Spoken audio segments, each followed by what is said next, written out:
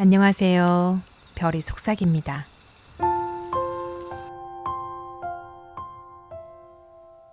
오늘은 루시 모드 몽고메리의 에밀리의 여정 18장부터 함께 하시겠습니다.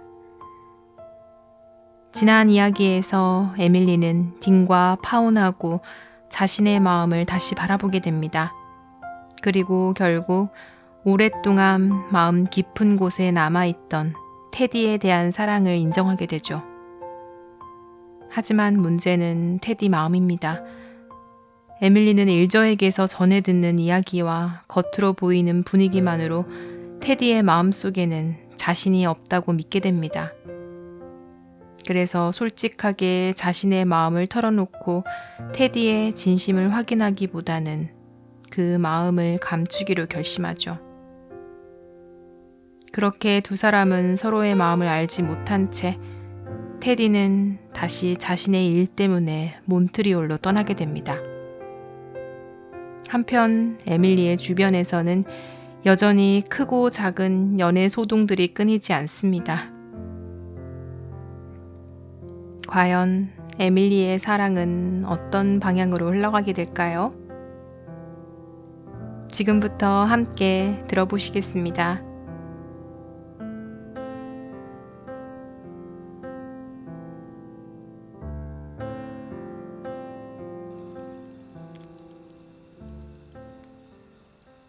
(18장) 10월 마지막 주의 어느 날 지미가 언덕밭을 갈기 시작했고 에밀리는 머레이 가문의 전에 내려오던 전설 속의 잃어버린 다이아몬드를 찾아냈으며 엘리자베스 이모는 지하실 계단에서 넘어져 다리가 부러졌다. 그날 오후 따뜻한 호박빛 햇살 속에서 에밀리는 유문의 현관 자갈 계단 위에 서서 저물어가는 한 해의 무르익은 아름다움을 눈에 가득 담고 있었다.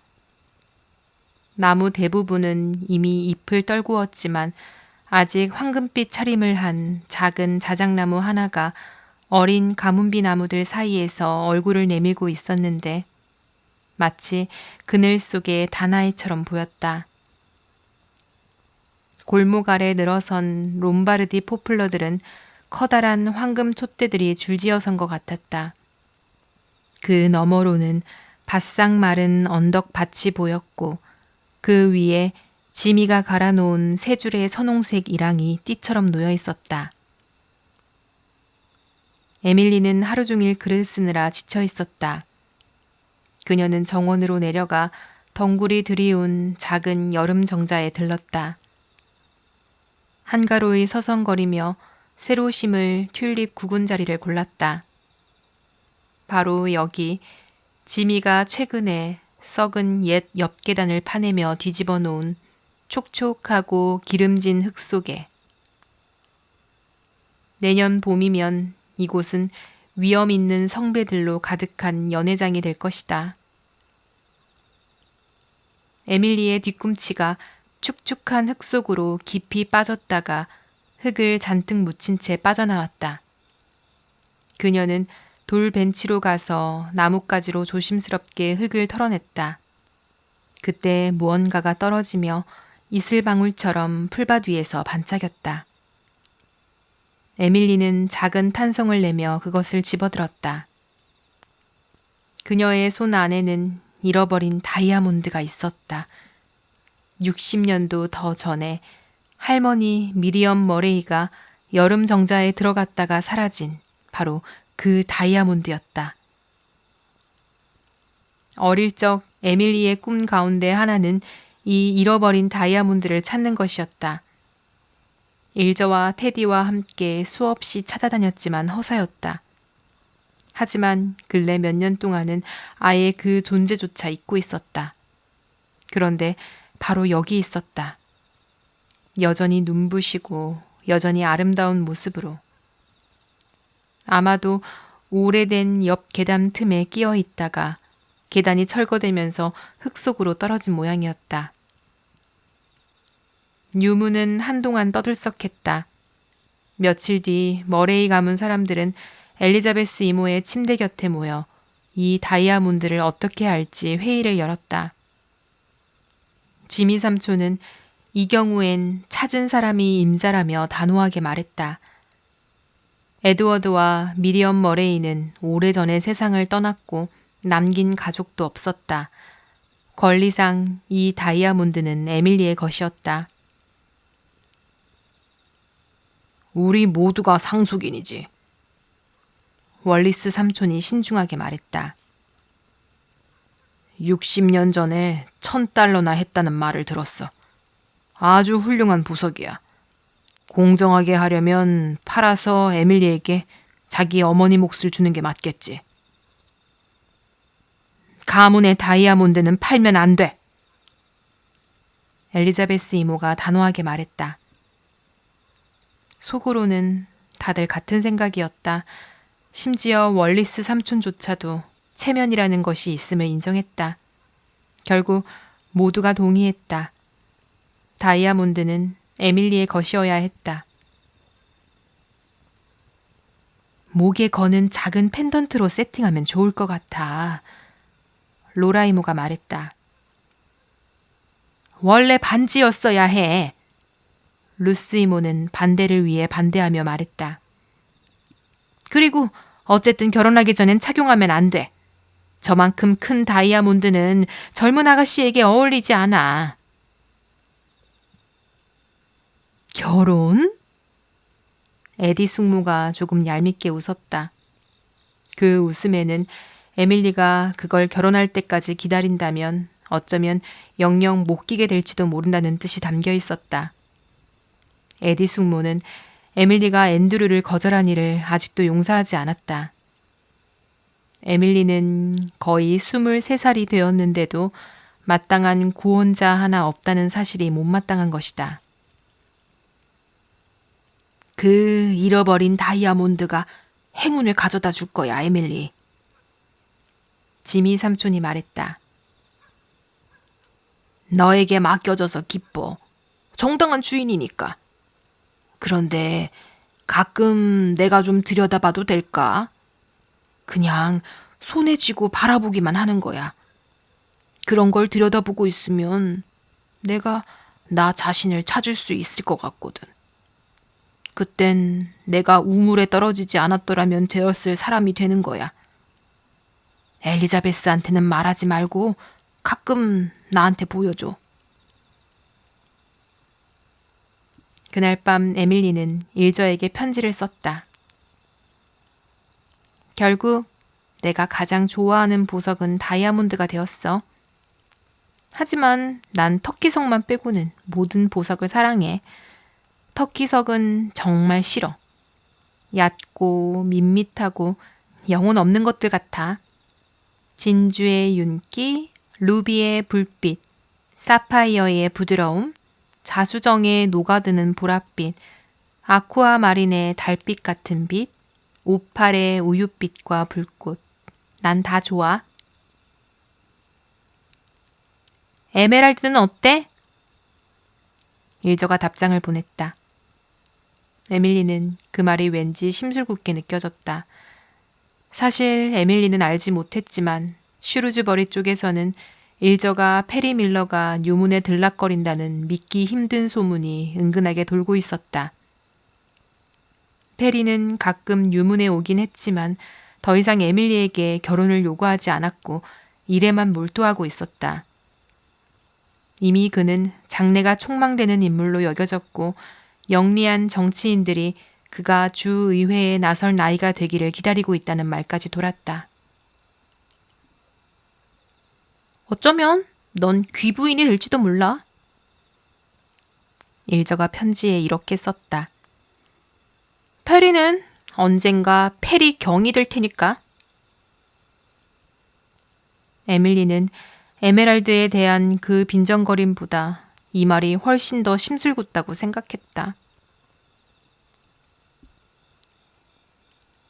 처음에는 잃어버린 다이아몬드가 유문의 누구에게도 행운을 가져다 준 것처럼 보이지 않았다. 그것이 발견된 바로 그날 저녁 엘리자베스 이모의 다리가 부러졌기 때문이다. 병든 이웃을 문병하러 가려고 쇼를 두른 채 보닛을 쓴 채. 보닛은 노부인들에게도 이미 오래전에 유행이 지나갔지만 엘리자베스 이모는 여전히 쓰고 다녔다. 환자에게 가져갈 잼 한 병을 가지러 지하실로 내려가다가 어쩌다 발을 헛디뎌 넘어지고 말았다. 사람들이 그녀를 부축해 올렸을 때 다리가 부러진 것이 드러났고 엘리자베스 이모는 평생 처음으로 몇 주 동안 침대에 누워 지내야 한다는 사실을 받아들여야 했다. 물론 유무는 그녀 없이도 굴러갔다. 비록 본인은 절대 그럴 리 없다고 믿었지만. 하지만 유문을 꾸려가는 일보다 더 큰 문제는 엘리자베스 이모를 심심하지 않게 해주는 것이었다. 강제로 아무것도 하지 못하게 된 이모는 초조해하고 시들해했다. 스스로 책을 오래 읽지도 못했고 남이 읽어주는 것도 싫어했다. 집안일이 전부 엉망이 되어가고 있다고 확신했고 자신은 평생 쩔뚝거리는 쓸모없는 사람이 될 거라고 확신했으며 닥터 번니는 늙은 바보라고 확신했고 로라 이모는 사과를 제대로 포장하지 못할 거라고 확신했으며 고용된 소녀는 지미 삼촌을 속일 거라고 확신했다. 이모, 오늘 마무리한 짧은 이야기 하나 읽어드릴까요? 에밀리가 어느 저녁 물었다. 조금은 심심풀이가 될지도 몰라요. 쓸데없는 연애질 같은 게 들어있니? 엘리자베스 이모가 퉁명스럽게 물었다. 전혀요. 연애 이야기는 하나도 없고 순수한 희극이에요. 그럼 읽어보렴. 시간이나 좀 때우게. 에밀리는 이야기를 읽어 내려갔다. 엘리자베스 이모는 아무런 평도 하지 않았다. 그런데 다음 날 오후 머뭇거리며 이렇게 말했다. 어젯밤에 읽은 그 이야기 혹시 더 있니? 아니요. 그래, 만약 있다면 들어도 괜찮을 것 같구나. 내 생각이 나한테서 좀 떨어져 나가더라. 그 사람들이 묘하게 진짜 사람들처럼 느껴졌어. 아마 그래서 그 뒤에 무슨 일이 생겼는지 알고 싶어진 모양이다. 엘리자베스 이모는 마치 자신의 약함을 변명하듯 덧붙였다. 그 사람들 이야기를 하나 더 써드릴게요. 에밀리가 약속했다. 그 이야기를 읽고 나서 엘리자베스 이모는 세 번째 이야기를 들어도 괜찮겠다고 말했다. 그 애플게스 집안 사람들 꽤 웃기더구나. 나도 비슷한 사람들 본 적 있어. 그리고 그 꼬마 제리 스토우 말인데 불쌍하던데 커서는 어떻게 되는 거니? 그날 저녁 에밀리는 창가에 멍하게 앉아 차갑게 식은 초원과 회색 언덕들을 바라보고 있었다. 쓸쓸하고 서늘한 바람이 그 위를 훑고 지나갔고 마른 잎들이 정원 담을 넘어 굴러가는 소리가 들렸다. 커다란 흰 눈송이 몇 개가 떨어지기 시작했다.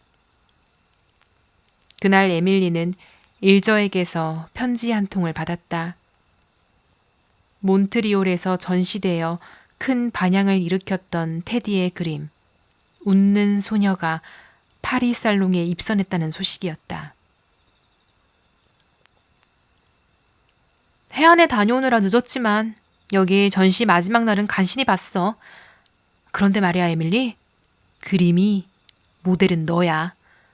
몇 년 전에 테디가 너를 그렸던 그 오래된 스케치 기억나지? 낸시 고모 할머니가 숨겨두어서 네가 그렇게 화냈던 그 그림. 그게 완성돼서 완전히 새롭게 태어나 있었어. 네가 테디의 캔버스에서 내려다보며 웃고 있더라. 평론가들은 색채니 기법이니 감정이니 하는 말들을 늘어놓았지만 그중 한 사람은 이렇게 말했어. 이 소녀의 미소는 모나리자의 미소만큼 유명해질 것이다. 에밀리, 난 그 미소를 네 얼굴에서 수백 번은 봤어. 특히 네가 예전에 반짝임이라고 불렀던 말로 설명할 수 없는 걸 보고 있을 때 말이야. 테디는 그 미소의 영혼을 정확히 붙잡았어. 모나리자처럼 비웃거나 도발하는 미소가 아니라 네가 원한다면 아주 놀라운 비밀 하나를 속삭여줄 수도 있을 것 같은 미소야. 영원한 속삭임 같은 비밀. 만약 들을 수만 있다면 누구라도 행복해질 그런 비밀 말이야. 물론 그건 착각일지도 몰라. 너도 우리와 다를 바 없이 그 비밀을 모르겠지. 하지만 그 미소는 네가 알고 있는 것처럼 보이게 만들어. 정말 놀라울 만큼. 그래, 너의 테디는 천재야. 미소 하나만 봐도 알 수 있어. 에밀리, 천재에게 영감을 준다는 기분이 어떤지 알아? 난 그런 찬사를 위해서라면 내 수명 몇 년쯤은 기꺼이 내놓을 텐데. 에밀리는 그게 어떤 기분인지 정확히 알 수 없었다.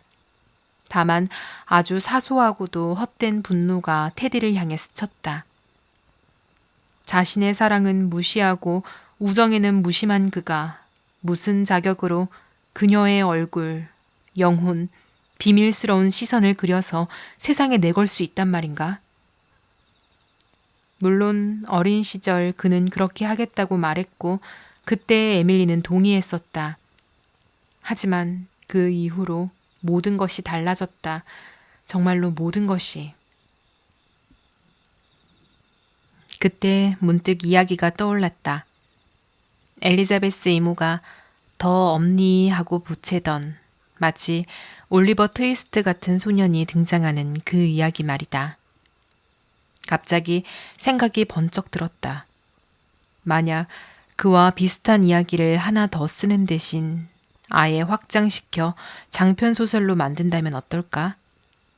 물론 꿈을 파는 사람 같은 책은 아니겠지만 그런 영광은 다시 돌아오지 않을 것이다. 대신 에밀리의 머릿속에는 단번에 새로운 책의 전체 모습이 그려졌다.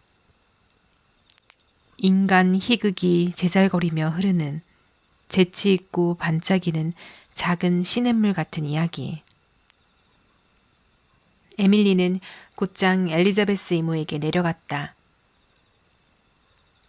이모, 제가 그 이야기 속 사람들에 대해 책 한 권 써드리면 어떨까요? 이모만을 위해서요. 하루에 한 장씩. 엘리자베스 이모는 관심 있다는 기색을 조심스럽게 숨겼다. 네가 쓰고 싶다면 쓰든지. 들어보는 건 괜찮겠다. 하지만 말해두는데 이웃 사람들은 절대 넣으면 안 된다. 에밀리는 이웃을 넣지 않았다. 그럴 필요도 없었다. 인물들이 줄지어 그녀의 의식 속으로 밀려들어와 이름과 자리를 달라고 요구했다.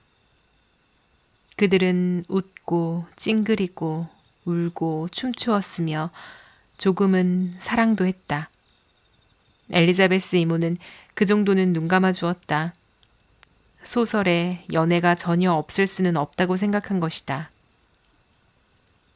에밀리는 매일 저녁 한 장씩 읽어주었고 로라 이모와 지미 삼촌도 엘리자베스 이모와 함께 들을 수 있었다. 지미 삼촌은 황홀해했다. 네 이야기를 들으면 다시 젊어지는 것 같아. 그가 말했다.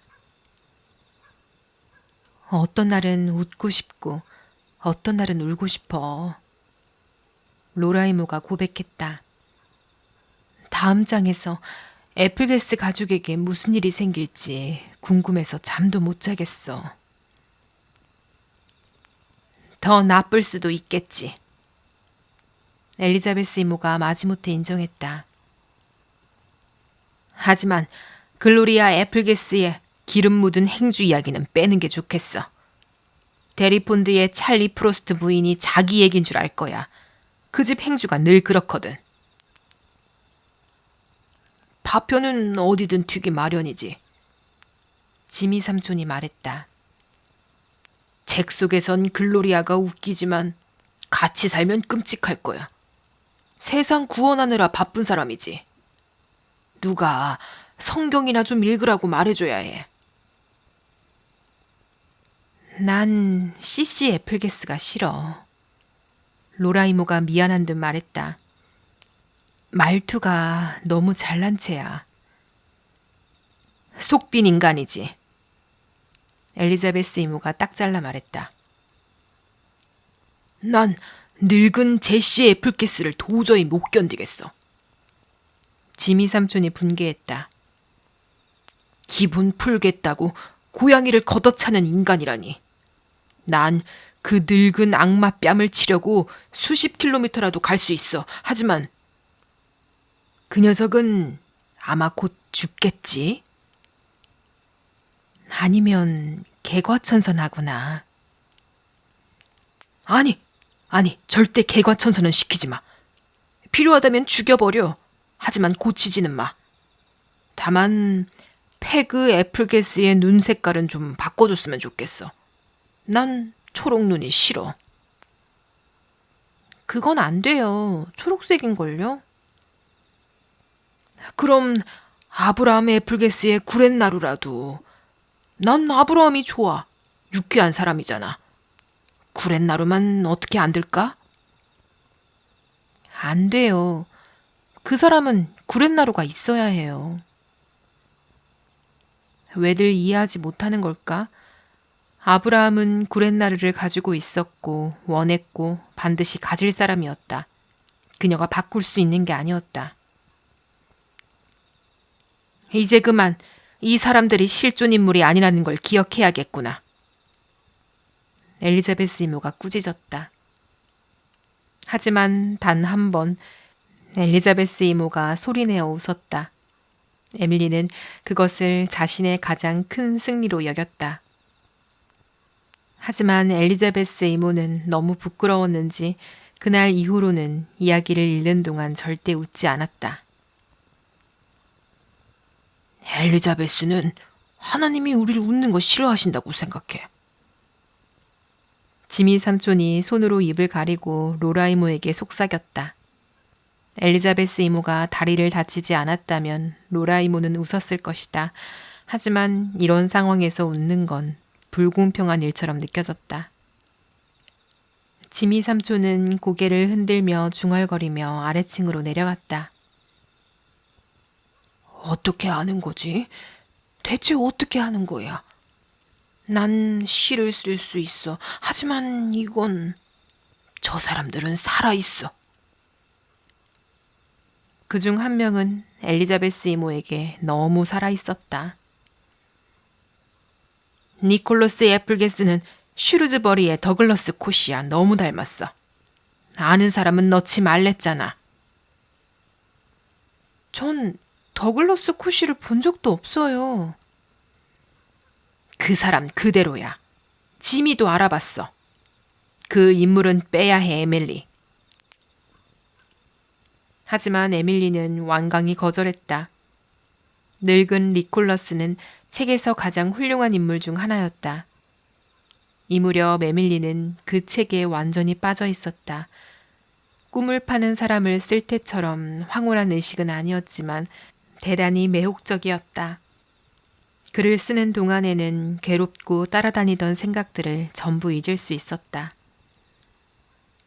마지막 장을 마친 날은 마침 엘리자베스 이모의 다리에 있던 부목을 떼고 그녀를 부엌 소파로 옮긴 날이었다. 네 이야기가 도움이 된 건 사실이다. 이모가 인정했다.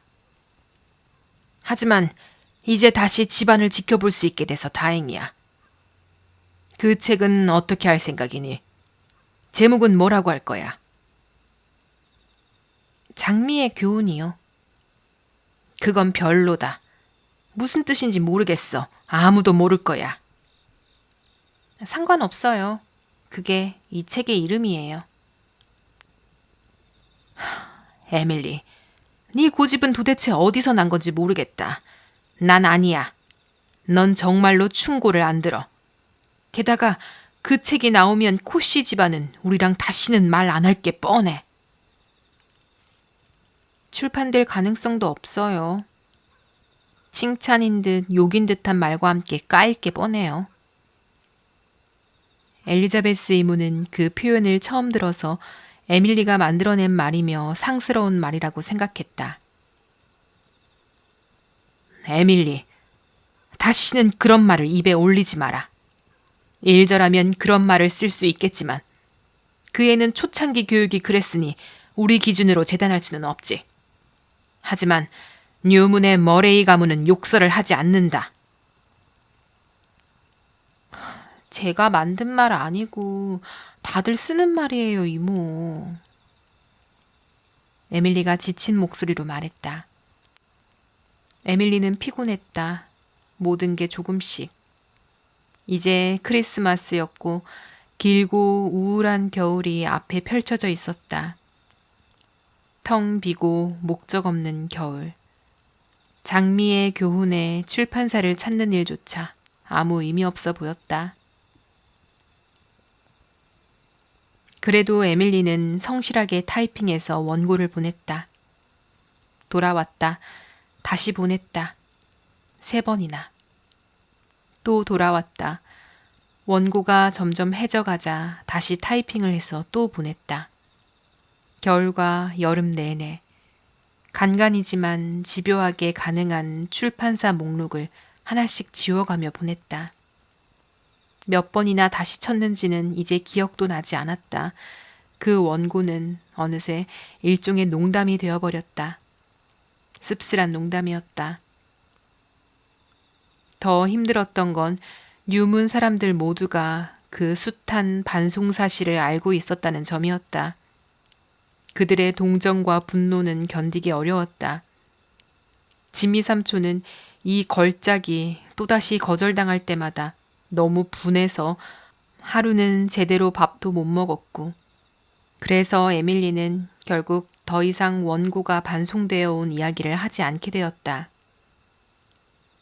한때는 로열 양에게 보내 조언이나 영향력을 부탁해 볼까도 생각했다. 하지만 머레이 가문의 자존심이 그걸 허락하지 않았다. 마침내 가을, 마지막 출판사에서 돌아온 소포를 에밀리는 아예 뜯어보지도 않았다.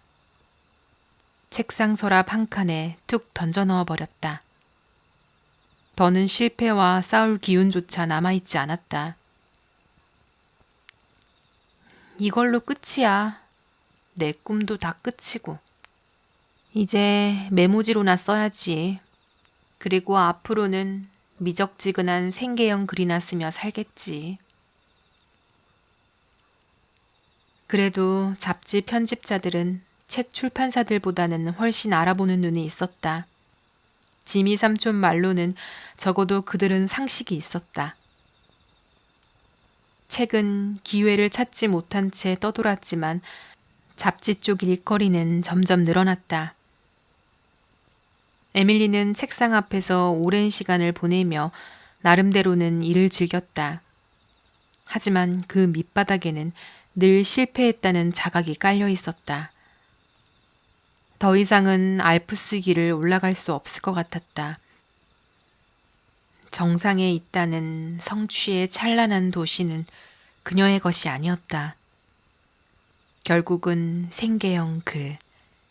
엘리자베스 이모가 보기엔 지나치게 손쉬운 방법으로 버는 돈.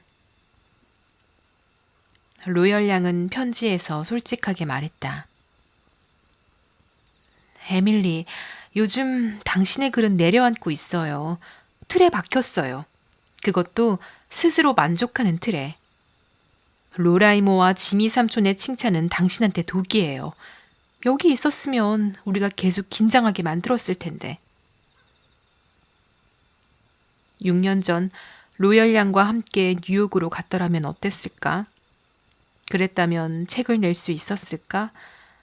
혹시 프린스 에드워드 섬이라는 우편 소인이 모든 걸 망친 건 아니었을까? 세상 끝 같은 그 작은 지방에서 좋은 것이 나올 리 없다는 편견 말이다. 어쩌면 그랬을지도 모른다. 어쩌면 로열양이 옳았을지도. 하지만 이제 와서 무슨 소용이 있을까? 그해 여름 블레어 워터에는 아무도 오지 않았다. 그러니까 테디 켄트가 오지 않았다. 일전은 유럽에 가 있었고 딘 프리스트는 태평양 연안에 아예 눌러 앉은 듯했다. 뉴문의 삶은 변함없이 흘러갔다. 다만 엘리자베스 이모는 조금 절개되었고 지미 삼촌의 머리는 어느 날 갑자기 하룻밤 사이에 새하얘진 것처럼 보였다. 가끔 에밀리는 섬뜩하게 깨달았다. 지미 삼촌이 늙어가고 있다는 사실을. 모두가 늙어가고 있었다. 엘리자베스 이모는 이제 70에 가까웠다. 그리고 이모가 세상을 떠나면 뉴문은 앤드류의 것이 된다. 요즘 앤드류는 유문에 올 때마다 묘하게 주인 행세를 하곤 했다. 물론 그가 직접 여기에 살 생각은 없었다. 하지만 언젠가 팔아야 할 날을 대비해 관리되어야 한다는 투였다. 이 오래된 롬바르드 포플러들은 이제 배워야겠어요? 어느 날 앤드류가 올리버 삼촌에게 말했다. 꼭대기가 너무 흉해졌잖아요. 요즘엔 롬바르드 같은 건 완전히 유행도 아니고. 어린 가문비 나무가 있는 저 밭도 배수해서 갈아엎어야 하고요. 저 오래된 가수원도 다 밀어야지. 올리버 삼촌이 거들었다. 과수원이라기보다는 정글이야. 나무들도 너무 늙어서 쓸모없어. 전부 베어내야 해. 짐이랑 엘리자베스는 너무 구식이야. 이 농장으로 벌 수 있는 돈의 반도 못 벌고 있어. 이 말을 엿들은 에밀리는 주먹을 꽉 쥐었다. 유문이 훼손되는 걸 본다는 것, 그 사랑하던 오래된 나무들이 잘려나가고 야생 딸기가 자라던 가문비 나무 밭이 계량이라는 이름으로 사라지고 오래된 과수원의 몽환적인 아름다움과 과거의 유령 같은 기쁨을 간직한 작은 골짜기와 비탈이 바뀌어 버리는 것. 그건 견딜 수 없었다. 네가 앤드류랑 결혼했더라면 유무는 네 것이었을 텐데. 에밀리가 그 일로 울고 있는 걸 보고 엘리자베스 이모가 쏘아붙였다. 그래도 변화는 똑같이 왔을 거예요. 앤드류는 제 말 안 들었을 거예요. 그는 남편이 아내의 머리라고 믿는 사람이잖아요. 다음 생일이면 24이야. 엘리자베스 이모가 말했다. 그러나 그것이 어쨌다는 건가? 19장 10월 1일 오늘 오후에는 창가에 앉아서 새로 쓰기 시작한 연재물을 끼적이다가 정원 아래쪽에 서 있는 사랑스럽고 우스운 아직은 젊디 젊은 단풍나무 두 그루를 번갈아 바라봤어. 그 아이들은 오후 내내 서로에게 비밀을 속삭이고 있었지 뭐야. 몸을 슬며시 기울여 바짝 붙은 채로 한참이나 심각하게 이야기를 나누다가 갑자기 휙 몸을 펴고는 서로를 바라보며 두 손을 번쩍 들어 올렸어. 마치 서로 털어놓은 고백이 너무도 놀랍고 무서워서 어쩔 줄 모르겠다는 듯이 우스꽝스러운 몸짓으로 말이야. 나무들의 나라에 또 어떤 새로운 소문이 돌고 있는 걸까? 나도 모르게 궁금해졌어. 10월 10일 오늘 저녁은 참으로 고왔어. 난 언덕 위로 올라가 땅거미가 서서히 짙어져 별빛이 조용히 축복처럼 내려앉은 가을밤이 될 때까지 이리저리 거닐었지 뭐야. 혼자였지만 외롭지는 않았어. 나는 상상의 궁전 안에 앉은 여왕이었거든. 눈에 보이지 않는 벗들과 잇따라 이야기를 나누었고 번뜩이는 짧은 말들을 얼마나 많이 떠올렸는지 나 스스로가 꽤나 마음에 들 만큼 놀라웠어. 10월 28일. 오늘 밤에는 또 내 긴 산책을 다녀왔어. 기묘하게도 자줏빛 그늘이 깃든 세상 속에서 노란 하늘 위로는 크고 차가운 구름이 자꾸만 쌓여오르고 버려진 숲의 침묵 속에 언덕들은 깊이 잠겨 있었어. 바다는 바위 많은 해안을 향해 사납게 몸을 부딪히며 일렁이고 있었지 뭐야. 온 세상이 마치 심판이 내려져 운명의 판결이 떨어지기를 기다리는 자들처럼 그렇게 숨을 죽이고 서 있는 듯 보였어. 그래서였을까 난 끔찍할 만큼 혼자라는 느낌이 들었어. 나는 참 기분에 휘둘리는 사람이야. 엘리자베스 이모 말대로 변덕쟁이일까? 앤드류가 말하듯이 원래 그런 애인 걸까? 11월 5일. 세상에 얼마나 심술을 부렸는지 몰라. 그저께만 해도 아주 못나 보이지는 않았어. 갈색빛 옷에 흰 단비털을 걸친 위험 있는 늙은 숙녀 같았지 뭐야. 그런데 어제는 갑자기 젊은 체를 해보겠다고 푸른 안개를 목도리처럼 두르고 봄의 몸짓과 아양을 몽땅 흉내내더라니까. 하지만 얼마나 초라하고 흉측한 늙은 마귀 같았는지 몰라. 옷자락은 다 해지고 얼굴엔 주름뿐이었어. 자기 못난 모습이 분했던지 심통이 나서는 밤낮으로 성을 내고 있지 뭐야. 난 새벽녘 아주 이른 시간에 잠이 깼어.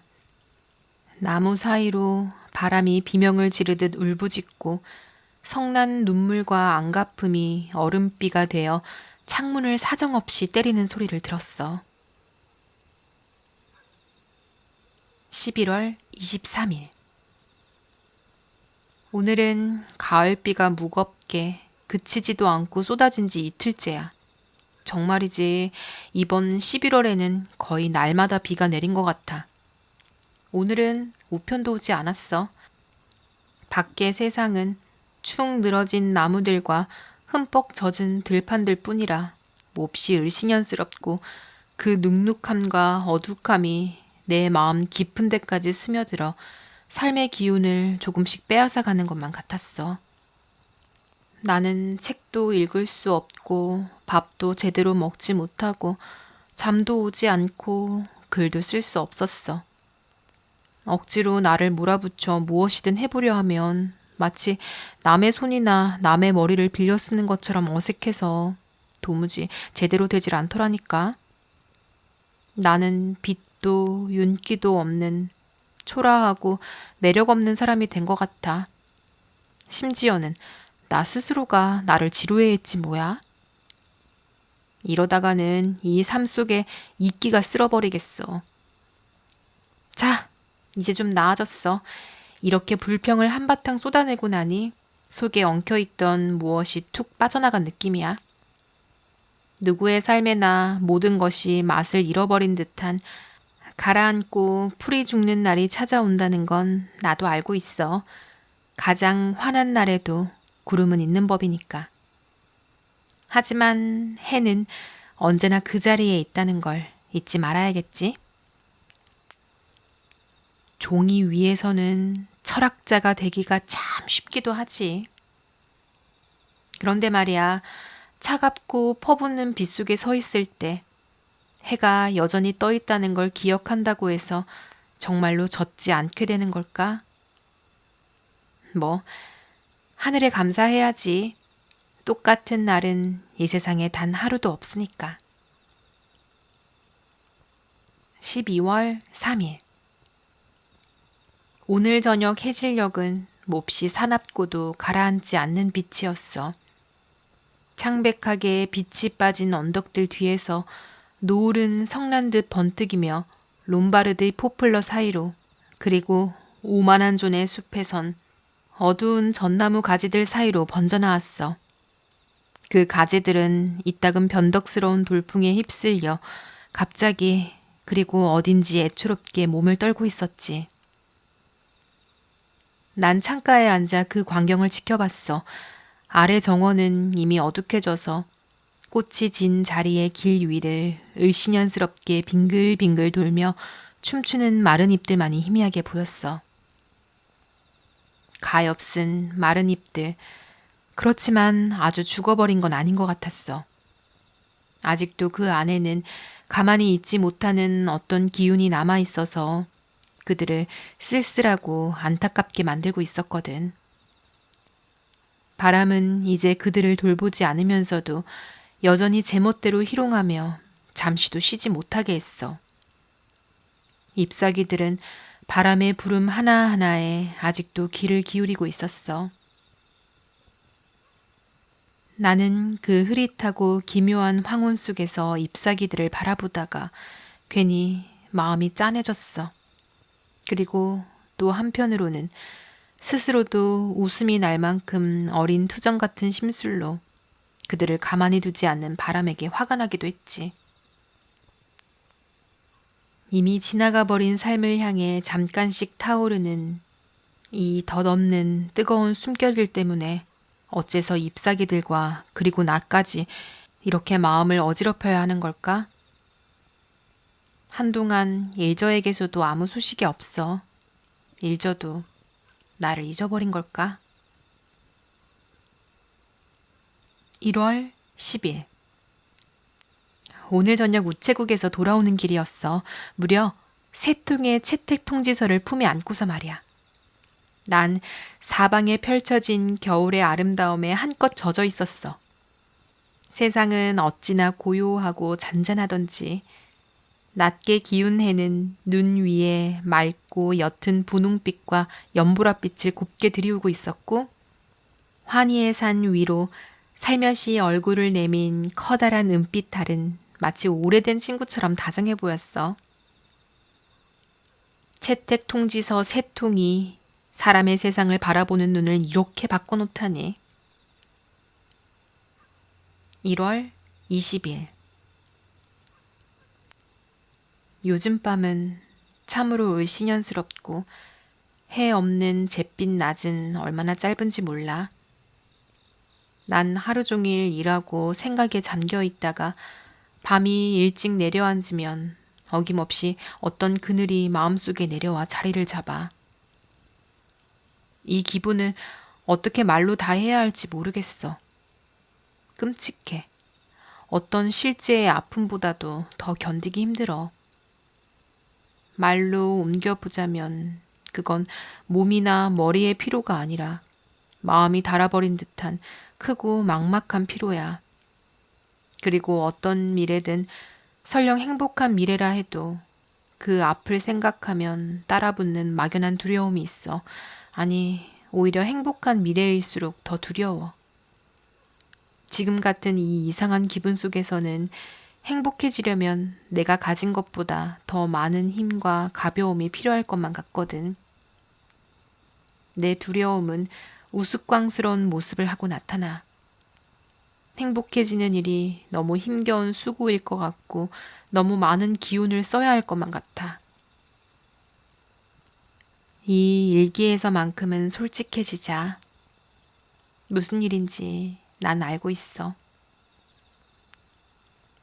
오늘 오후 다락방에서 오래된 트렁크를 뒤적이다가 테디가 몬트리올에 있던 첫 해에 보낸 편지들을 한 묶음 찾아냈어. 난 어리석게도 자리에 주저앉아 그것을 전부 읽어버렸지. 정말 제정신이 아니었어. 지금 그 대가를 치르고 있는 셈이야. 그런 편지들에는 무서운 되살림의 힘이 있어. 나는 지금 쓰디 쓴 상상들과 부르지도 않았는데 찾아온 그림자들에 둘러싸여 있어. 지난 날의 조그만 유령 같은 기쁨들 말이야. 2월 5일. 요즘은 삶이 예전 같지 않다는 느낌이 들어. 무언가가 사라져버린 것 같아. 그렇다고 내가 불행한 건 아니야. 전체로 보면 삶은 여전히 즐길만 하고 아름다운 순간도 많아. 점점 더 많이, 적어도 나름의 방식으로는 성공도 거두고 있고 세상과 이 시대가 내어주는 기쁨과 흥미를 날카롭게 알아보는 눈도 생겼지. 그런데 그 모든 건 밑바닥에는 자꾸만 달라붙는 빈 느낌이 있어. 이건 다 무릎 깊이까지 겨울눈이 쌓여 있어서 마음껏 돌아다닐 수 없기 때문이야. 해빙이 오기를 기다려야지. 전나무 향기 속으로 걸어나가고 눈 덮인 하얀 들판의 고요 속으로 스며들고 그리고 산들의 힘 속으로 들어갈 수 있을 때까지 말이야. 아, 저 성경 구절은 얼마나 아름다운지. 그때가 되면 난 다시 온전해질 거야. 2월 6일. 어젯밤에는 벽난로 선반이 꽃병에 꽂힌 드라이 플라워들을 더는 견딜 수가 없었어. 그게 거기 40년을 놓여 있었든 말든 이젠 정말 못 참겠더라. 난 그것들을 움켜쥐고 창문을 활짝 연 다음 잔디밭 위로 마구 흩어버렸어. 그러고 나니 속이 어찌나 시원해지던지 갓난아기처럼 곤히 잠들었지. 그런데 오늘 아침 지미 삼촌이 그것들을 모조리 주워 모아 아무도 모르게 나에게 다시 건네주셨어. 다시는 그렇게 날려보내지 말라는 부드러운 경고와 함께였어. 엘리자베스 이모가 알면 기절 초풍하겠지. 난 그것들을 다시 꽃병에 꽂아두었어. 사람은 제 운명을 벗어날 수 없나 봐. 2월 22일. 오늘 저녁 노을은 크림을 풀어놓은 듯 부드럽고 안개 낀 빛이었어. 그리고 곧 달빛이 찾아왔지. 그런 달빛이라니. 이런 밤에는 그대로 잠이 들어 정원과 노래와 다정한 벗들이 나오는 행복한 꿈을 꾸어도 좋을 것 같아. 잠결 내내 바깥의 하얀 달빛 세계가 뿜어내는 눈부신 빛과 광채를 어렴풋이 느끼면서 말이야. 마치 그 달빛에서 태어난 생각과 말들 사이로 멀고도 부드러운 음악이 은은히 흘러드는 것처럼. 난 그 황홀한 요정의 세계 속으로 혼자 슬며시 빠져나갔어. 검은 나무 그림자들이 눈 위로 들이운 과수원을 지나 별빛이 얹힌 눈부신 하얀 언덕으로 올라갔지. 신비로 어둑한 전나무 숲 가장자리를 따라 거닐고 달빛을 피해 밤이 숨은 고요한 숲길을 천천히 걸었어. 흑단과 상아빛이 어우러진 꿈결 같은 들판도 느긋이 가로질렀지. 그리고 오래전부터 알고 지낸 나의 벗, 바람 아줌마를 만나고 왔어. 그곳에서는 숨결 하나하나가 노래였고 생각 하나하나가 황홀이었어. 난 밤이라는 거대한 수정의 목욕탕에서 영혼을 맑게 씻고 돌아온 기분이야. 하지만 엘리자베스 이모는 이런 시간에 혼자 돌아다니는 걸 누가 보면 미쳤다고 생각할 거라고 하셨어. 로라 이모는 감기 들었을지 모른다며 뜨거운 블랙커런트 달인물을 억지로 마시게 했고 오직 지미 삼촌만이 조금은 알아주셨어. 도망치러 나갔지? 난 알아. 그가 속삭였어. 난 대바다 속삭였어. 내 영혼은 별들과 함께 풀을 뜯었어. 우주의 풀밭 위에서. 2월 26일. 요즘 들어 제스퍼 프로스트가 슈루즈버리에서 이곳까지 찾아오곤 했어. 하지만 이제는 아마 더 오지 않을 것 같아. 어젯밤 우리가 나눈 이야기 이후로는. 그는 자기 사랑이 영원토록 이어질 사랑이라고 말했어. 그런데 나는 제스퍼와 함께하는 영원이라는 게 아무래도 너무 길 것 같다는 생각이 들었지. 엘리자베스 이모는 조금 실망하시겠지? 가엾은 분. 이모는 제스퍼를 좋아하시고 프루스트 가문은 좋은 집안이니까. 나도 그를 싫어하는 건 아니야. 다만 그는 너무 단정해서 상자에서 막 꺼낸 인형처럼 말끔해.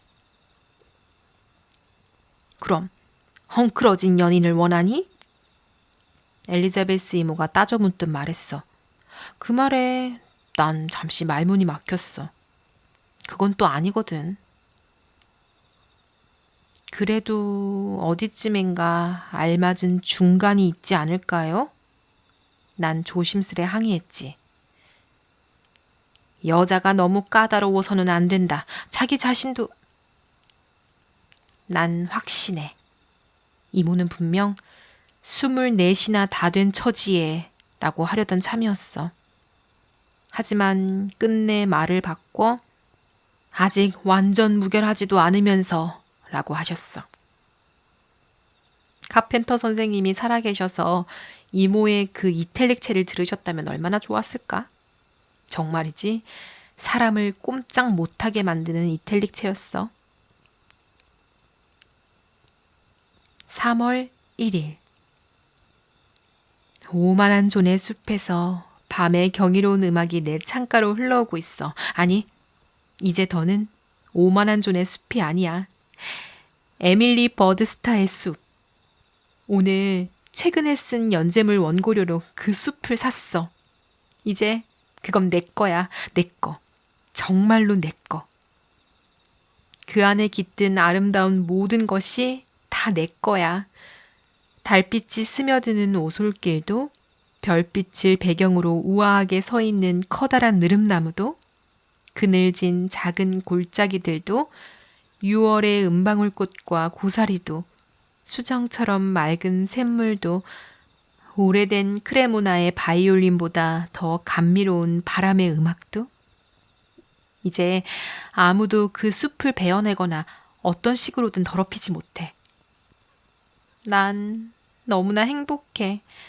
바람은 나의 벗이고 저녁별은 나의 친구야. 3월 23일 폭풍우 치는 밤, 처마를 스치고 창문 곁을 울며 지나가는 바람소리보다 더 슬프고 기묘한 소리가 이 세상에 또 있을까? 아득한 옛날, 상처 입은 채 잊혀져 버린 아름다운 여인들의 통곡이 오늘 밤 신음하는 바람 속에 되울리는 것 같아.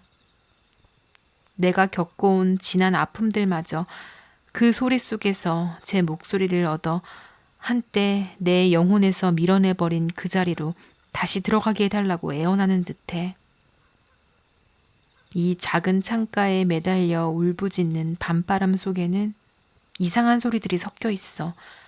오래된 슬픔의 외침도 들리고 오래된 절망의 신음도 들려. 이미 사라진 희망들이 남긴 유령 같은 노래도 스며 있어.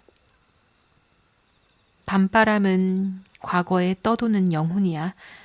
미래에는 아무 목도 없는 존재라서 그래서 저토록 애달픈가 봐. 4월 10일 오늘 아침에는 오랜만에 나 자신으로 돌아온 느낌이었어. 환희의 산을 넘어 산책을 다녀왔지. 날씨는 어찌나 온화하고 고요하던지 엷은 안개가 감돌고 진주빛 잿빛 하늘이 부드럽게 펼쳐져 있었어. 공기 속에는 봄 냄새가 은근히 배어 있었고 그 언덕길의 구비구비마다 나에겐 오래된 친구 같은 정겨움이 있었어. 그리고 모든 것이 참으로 어렸어.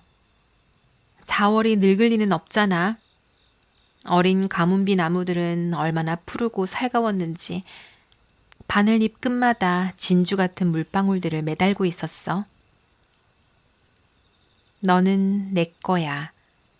블레어 워터 너머의 바다가 불러왔어.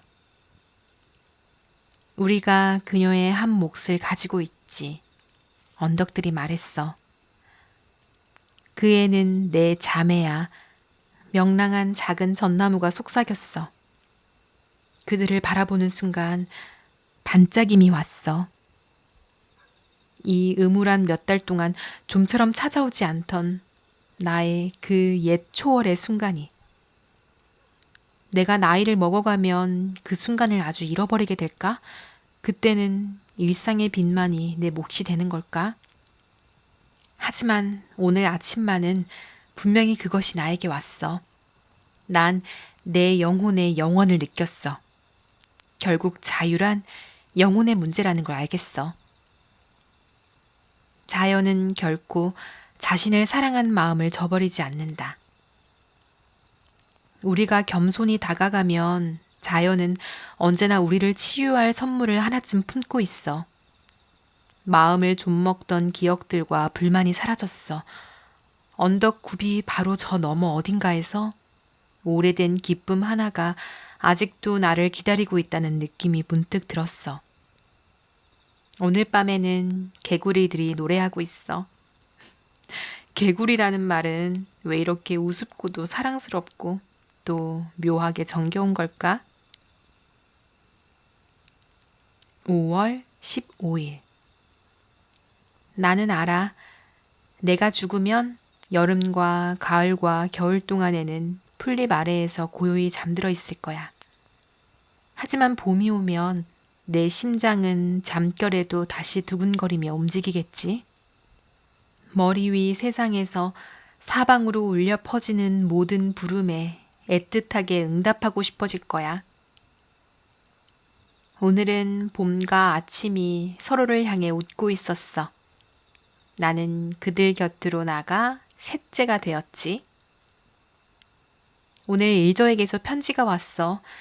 소식이라곤 인색하기 짝이 없는 짧은 편지였지만 곧 집으로 돌아오고 싶다는 말을 썼어. 향수병이 났어 하고 일저는 썼어. 블레어워터 숲에서는 아직도 들새들이 노래하니? 모래 언덕 너머에서는 아직도 파도가 부르고 있니? 난 그게 그리워. 그리고 우리가 어렸을 때 수없이 함께 바라보던 항구 위로 떠오르던 달을 다시 보고 싶어. 그리고 너도 보고 싶어. 편지는 늘 성에 차지 않아. 너와 나눠보고 싶은 이야기가 너무 많아. 오늘 문득 내가 조금 늙은 것 같은 기분이 들었어. 묘한 느낌이었어. 그 아이는 테디의 이름을 한 번도 쓰지 않았어. 대신 이렇게 물었지. 페리 밀러가 엘름슬리 판사의 딸과 약혼했다는 게 사실이야? 난 아니라고 생각해. 하지만 그런 소문이 돈다는 것만으로도 페리가 이미 얼마나 높이 올라섰는지는 알 수 있어. 20장. 이 얼마나 우스꽝스러울지 기대했던 일이었지만 막상 손에 들고 보니 전혀 우스운 일이 아니었다. 그녀는 편지를 쥔 채 창가에 오래 앉아 있었다. 아직도 사람들은 습관처럼 그 숲을 오만한 존의 숲이라 불렀다. 노랗게 가라앉는 별빛이 그 숲 위로 쓰러져 가는 것을 바라보며 에밀리는 봉투를 열면 무엇이 튀어나올까 생각했다. 첫 젊음의 유령일까, 야망의 그림자일까, 사라진 사랑일까, 잃어버린 우정일까. 차라리 불태워버리고 싶다는 생각이 스쳤다. 그러나 그것은 비겁한 짓이었다. 사람은 무엇이든 마주해야 했다. 유령일지라도. 그녀는 갑자기 재빨리 움직여 봉투를 잘라 열고 편지를 꺼냈다. 편지와 함께 오래된 향기가 희미하게 흘러나왔다. 그 안에는 말라붙은 장미꽃잎 몇 장이 접혀 있었다. 바스러질 듯한 갈색 조각들이 손끝에서 가볍게 부서졌다. 그 장미를 에밀리는 기억하고 있었다. 어린 시절 테디가 어느 저녁 가져다 준 첫 붉은 장미였다. 닥터 번니가 준 작은 장미 나무에서 처음이자 마지막으로 피어났던 꽃이었다. 테디는 그 꽃을 얼마나 자랑스러워했는지 모른다. 그러나 그의 어머니는 그 작은 화분을 향한 테디의 애정을 못마땅해 했다. 어느 날 밤 그 화분은 우연히 창턱에서 떨어져 부서졌다. 테디가 두 사실 사이의 연관을 짐작했는지 알았는지 그는 아무 말도 하지 않았다. 에밀리는 그 장미를 공부 책상 위 작은 꽃병에 꽂아둘 수 있는 한 오래 두었다. 그러나 그 편지를 쓰던 밤 시들어 힘없이 늘어진 그 꽃을 입맞춤한 뒤 종이 사이에 접어넣었다. 그 안에 들어있다는 것을 잊고 있었다가 이제 다시 손 안에 떨어진 그것은 빛도 아름다움도 사라졌으나 어딘가 희미한 씁쓸한 달콤함을 아직 간직하고 있었다. 오래전 장밋빛 희망들처럼 바래버렸지만 완전히 사라지지는 않은 채 편지 전체가 그 기운으로 가득 차 있는 듯 했다. 그것이 의미 때문인지 아니면 어떤 정기 때문인지는 에밀리 자신도 분간하기 어려웠다. 그녀는 스스로에게 엄하게 말했다. 이 편지는 어리석고 감상적인 장난에 불과하다. 웃어 넘겨야 할 것이라고. 에밀리는 이미 몇 대목에서 조심스레 웃었다. 얼마나 서툴고 얼마나 우습고 얼마나 감상적인지. 정말로 저토록 꽃다운 과장과 들뜬 말들을 쏟아내던 어린애였던가. 게다가 14살은 24살을 거의 존경할 만한 나이로 여겼던 모양이었다. 편지의 마지막에서 14살은 이렇게 묻고 있었다. 위대한 책은 썼나요? 알프스 길의 꼭대기까지 올랐나요? 아, 24살에다. 난 당신이 부러워요. 당신이 된다는 건 얼마나 멋질까요? 나를 내려다보며 너그럽게, 조금은 가엾게 여기고 있나요? 이젠 문짝위에 올라 그네처럼 흔들리지 않겠죠? 혹시 그 사람과 함께 실망의 집에서 아이 며칠 둔 점잖은 유부녀가 되어 있지는 않나요? 하지만 제발 둔하고 재미없는 어른이 되지는 말아요. 사랑하는 24살의 나. 그리고 꼭 극적이어야 해요. 난 극적인 것들과 이름들을 사랑하거든요. 당신은 땡땡 부인이 되었나요? 그 빈칸에는 어떤 이름이 들어갈까요? 아, 24살의 나. 이 편지 속에 나는 당신을 위해 입맞춤 하나와 달빛 한 줌과 장미의 혼과 옛 언덕 들판의 푸른 향기와 들제비꽃의 숨결을 넣어 보냅니다. 당신이 행복하고 유명하고 아름답기를 바래요. 그리고 부디 완전히 잊지는 말아주세요. 어리석은 옛 나를. 에밀리는 편지를 잠가두었다. 이런 허튼 소리도 다 있었지. 그녀는 비웃듯 중얼거렸다. 그러나 곧 의자에 앉아 책상 위에 이마를 떨구었다. 어리석고 꿈 많고 행복했고 아무것도 몰랐던 14살. 언제나 앞날에는 크고 아름답고 놀라운 무언가가 기다리고 있다고 믿던 아이. 산 보랏빛에 닿을 수 있다고 확신하던 아이.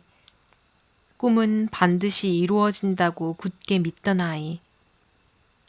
어리석었으나 행복할 줄은 알았던 14살. 난 네가 부럽다. 에밀리는 조용히 말했다. 편지를 열지 말았어야 했어. 어리석은 14살아. 그늘진 과거로 돌아가 다시는 오지 마. 나를 비웃듯 찾아오지 마. 오늘 밤 난 잠들지 못할 거야.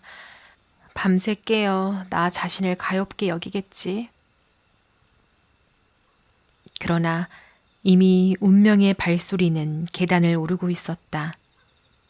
에밀리는 그것이 그저 지미 삼촌의 발소리일 뿐이라고 생각하고 있었다. 그는 에밀리에게 편지 한 통을 가져다 주려고 온 것이었다. 얇은 편지였다.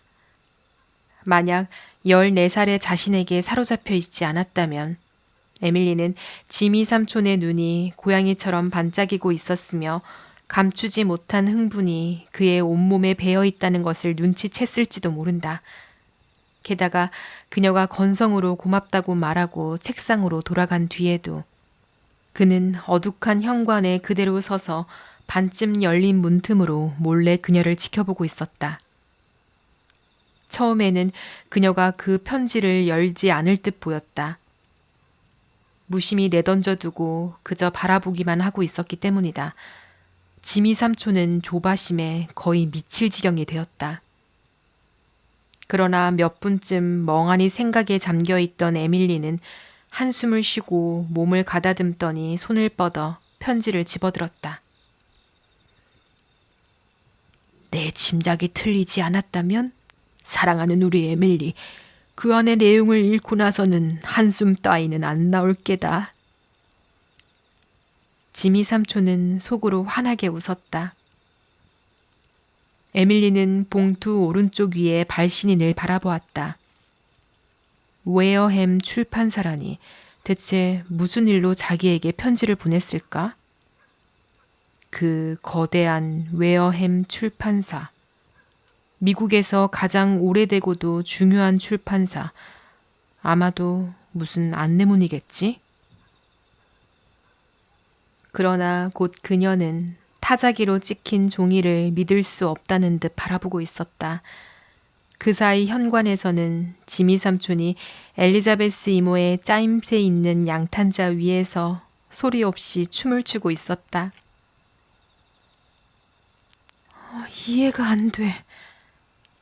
에밀리가 숨을 몰아쉬듯 말했다. 친애하는 스타 양께 귀하의 작품 장미의 교훈에 대해 당사 독자들이 호의적인 평가를 전해왔음을 기쁘게 알려드립니다. 상호 만족할 만한 조건이 갖추어진다면 저희는 이 책을 다음 시즌 목록에 포함시키고자 합니다. 또한 앞으로의 집필 계획에 대해서도 들을 수 있기를 바랍니다. 진심을 담아. 이해가 안 돼. 에밀리는 다시 중얼거렸다. 지미 삼촌은 더는 참지 못했다. 환호와 함성이 뒤섞인 소리를 터뜨렸다. 에밀리는 방을 가로질러 달려가 그를 끌어안았다. 지미 삼촌, 이게 무슨 뜻이에요? 분명 뭔가 알고 계시죠? 웨어햄 출판사가 어떻게 제 원고를 갖게 된 거예요? 정말로 받아준 거냐? 지미 삼촌이 되물었다. 네, 그런데 저는 거기에 보낸 적이 없어요. 웨어햄이라니 애초에 소용도 없을 거라 생각했죠. 제가 꿈꾸고 있는 건 아니죠?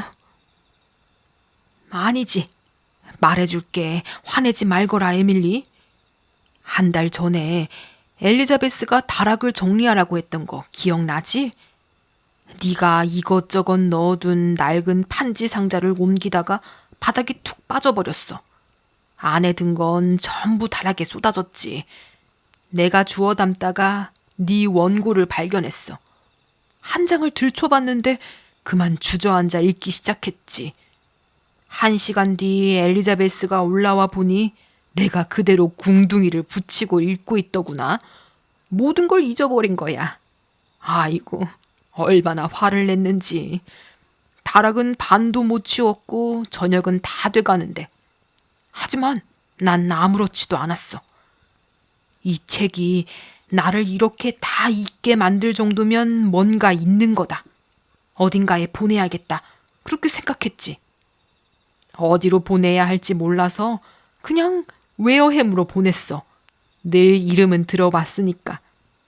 보내는 법도 몰라서 낡은 과자 상자에 쑤셔 넣어 그냥 우체통에 넣었지. 반송용 우표도 안 넣으셨어요? 에밀리가 경악하며 물었다. 그 생각은 못했지. 그래서 채택된 건지도 모르지 않니? 다른 출판사들은 네가 우표를 넣어서 돌려보낸 걸지도 몰라. 설마요. 에밀리는 웃다가 어느새 눈물이 터져 나왔다. 에밀리, 나한테 화난 건 아니지? 아니에요. 사랑하는 지미 삼촌. 그냥 너무 어안이 벙벙해서 뭐라고 해야 할지 모르겠어요. 웨어햄이라니, 이 모든 게. 난 그 뒤로 계속 우편을 지켜봤지. 지미 삼촌이 빙긋 웃었다. 엘리자베스는 내가 아주 돌았다고 생각했을 게다. 만약 원고가 되돌아왔다면 몰래 다락에 도로 갖다 놓을 생각이었어. 너에게는 말하지 않으려고 했지. 그런데 그 얇은 봉투를 보자마자 네가 전에 얇은 봉투는 늘 좋은 소식이라고 했던 게 생각났단다. 아유, 우리 에밀리, 울지 마라. 어쩔 수가 없어요. 그리고 아까 14살의 나를 어리석다고 한 게 미안해요. 그 애는 바보가 아니었어요. 현명했어요. 알고 있었던 거예요. 좋아서 정신이 하나도 없군. 지미 삼촌은 속으로 생각했다. 그럴만도 하지. 그렇게 숱한 퇴짜를 맞고 나서야 이런 일이 생겼으니.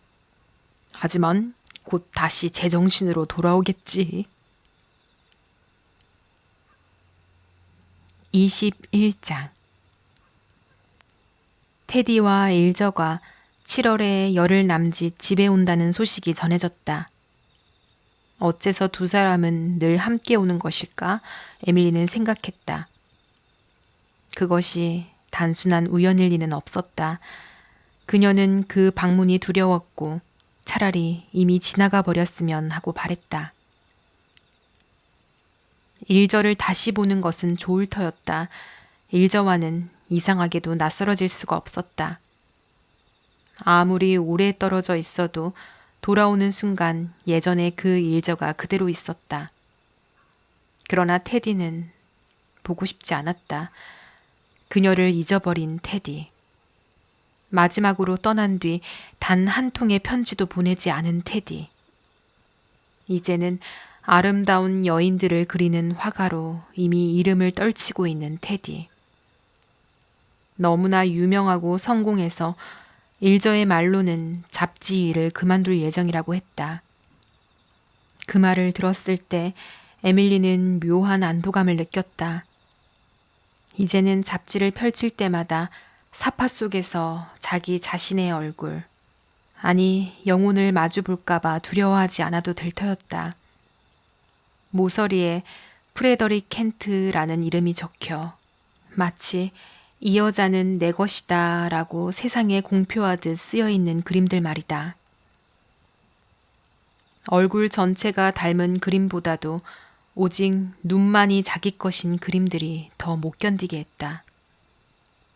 저 눈을 그렇게 그려낼 수 있으려면 테디는 자기 영혼 속을 모두 알고 있어야 했다.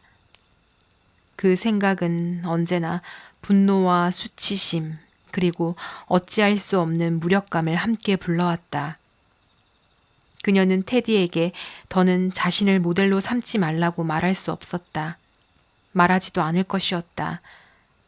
그의 사파 속에서 자신과 닮은 점을 알아보았다는 사실조차 인정한 적이 없었고 앞으로도 그럴 생각은 없었다.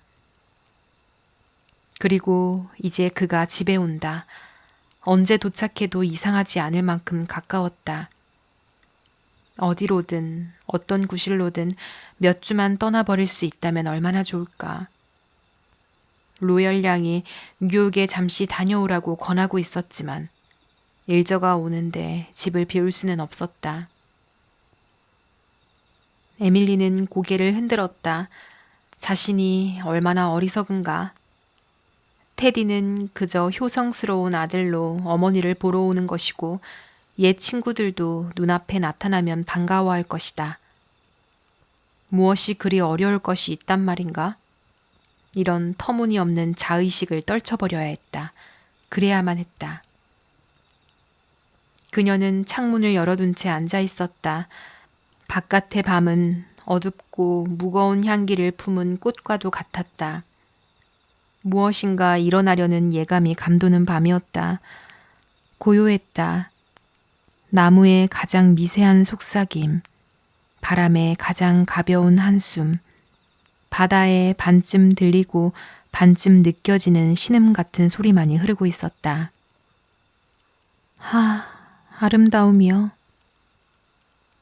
에밀리는 별을 향해 두 손을 들어 올리며 격정적으로 속삭였다. 이 모든 세월 동안 너 없이는 내가 어떻게 살았을까? 밤의 아름다움, 향기, 신비, 그녀의 영혼은 그곳으로 가득 차 있었다. 그 순간만큼은 다른 무엇도 끼어들 자리가 없었다. 그녀는 몸을 앞으로 내밀어 보석처럼 박힌 하늘을 향해 얼굴을 들었다.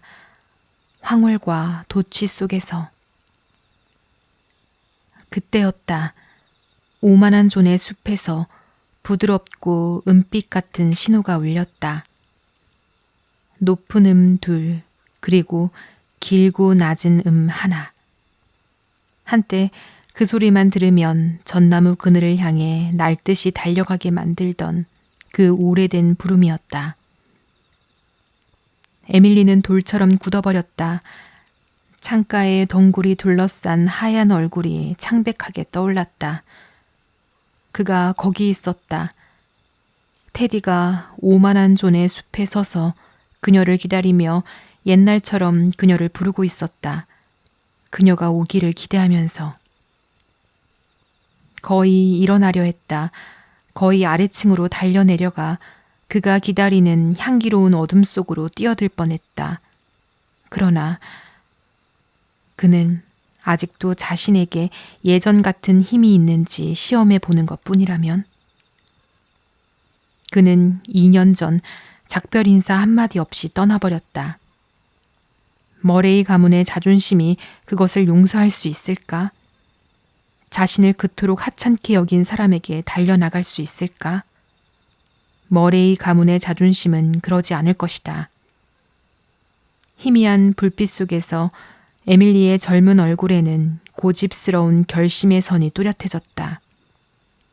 그녀는 가지 않을 것이다. 그가 아무리 불러도. 휘파람을 불면 달려가주는 그런 일은 더 이상 없었다. 에밀리 버드스타는 더는 그런 소녀가 아니었다. 테디 켄트는 세월이 흐르는 대로 오고 가며 그녀가 여전히 순순히 그의 신호에 응할 것이라 기대해서는 안 되었다.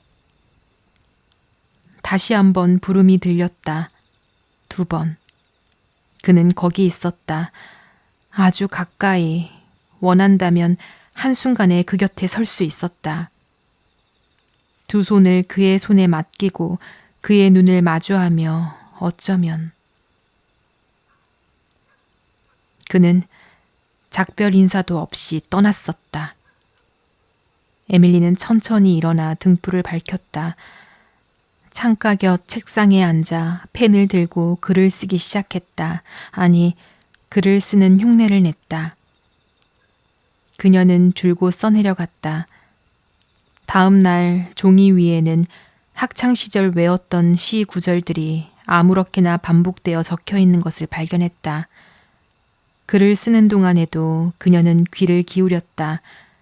다시 그 신호가 올까? 한 번 더. 그러나 오지 않았다. 더는 오지 않는다는 것을 확신했을 때 그녀는 등불을 끄고 침대에 누워 얼굴을 베개에 묻었다. 자존심은 만족했다. 휘파람 한 번에 달려가는 사람이 아니라는 것을 보여주었다. 그러니 가지 않기를 얼마나 다행으로 여겨야 할지. 그래서인지 그녀의 베개는 사납게 쏟아진 눈물로 흠뻑 젖어 있었다. 그 다음 날 밤 그는 일저와 함께 새 자동차를 몰고 왔다. 악수와 환담과 웃음이 이어졌다. 아, 참으로 많은 웃음이었다. 일저는 진홍빛 장미로 장식한 커다란 노란 모자를 쓰고 눈부시게 빛나고 있었다. 오직 일저만이 무사히 소화해낼 수 있을 법한 다소 엉뚱하고 대담한 모자였다. 예전에 방치된 듯 거의 남루하기까지 했던 그 일저와는 얼마나 다른 모습인가. 그러나 여전히 예전만큼 사랑스러웠다. 누구든 일저를 사랑하지 않을 수 없었다. 테디 역시 매력적이었다. 어린 시절을 보낸 고향으로 돌아온 옛 주민이 자연스레 가질 법한 적당한 관심과 적당한 거리를 절묘하게 섞은 태도였다. 모든 것과 모든 사람에게 흥미를 보였다. 물론이지 아주 대단히. 일저에게 들었어. 책을 낸다면서. 훌륭해. 무슨 이야기야? 꼭 한 권 사야겠군. 블레어워터는 하나도 변하지 않았네. 시간이 멈춘 곳으로 돌아오는 건 참 멋진 일이야.